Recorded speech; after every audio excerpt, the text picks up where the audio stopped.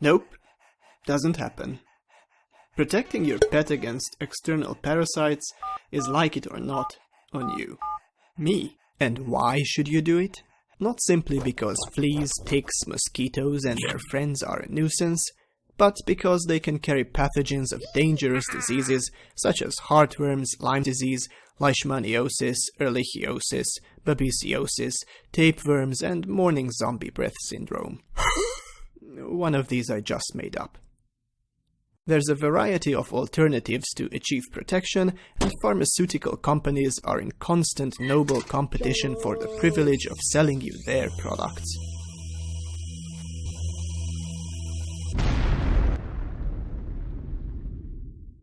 To save you from drowning in a sea of choices, here is a helpful guide to the kinds of preparations available for your pet against external parasites. First things first, what parasites exactly should you be concerned about? That depends on your pet's habitat and lifestyle, but generally speaking, fleas, ticks and flying bloodsuckers such as mosquitoes and sandflies pose the most common threat. Ear mites are very often found in outdoor cats. Other external parasites infest pets less frequently. When fighting these pests, there are three main strategies to follow, which are to repel them, to kill them, or to cunningly destroy their future, using what are called insect growth regulators.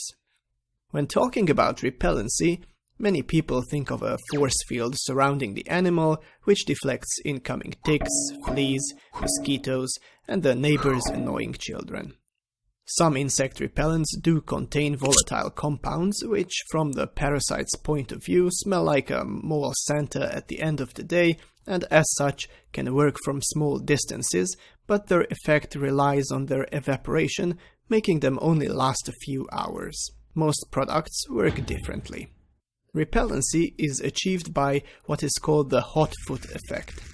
The chemicals in question do not evaporate, but attach to the body surface and work their magic only when the unsuspecting parasite comes in contact with them. It's like hugging your spouse, when in fact it is a bear. The killing effect doesn't require much explanation. It turns a hostile parasite into a friendly one. Depending on the active ingredient, this could happen purely by contact, or through the first sip of medicated blood.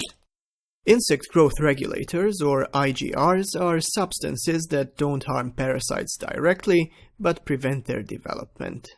They are like a family planning program for parasites, authored by Henry VIII. Eggs laid by IGR-affected arthropods have the sole function of looking pretty in the sunset. They cannot hatch, thus becoming the unfruitful end of a generation.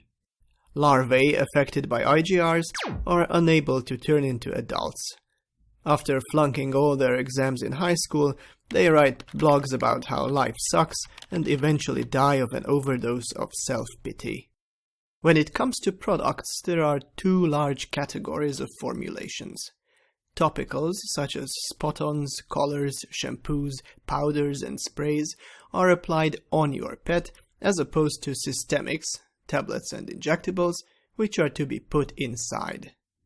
In general, topicals stay on the surface and don't affect the body, while systemics do the exact opposite. However, some topical preparations get absorbed through the skin and produce a systemic effect. But what can you as a pet owner make of all this?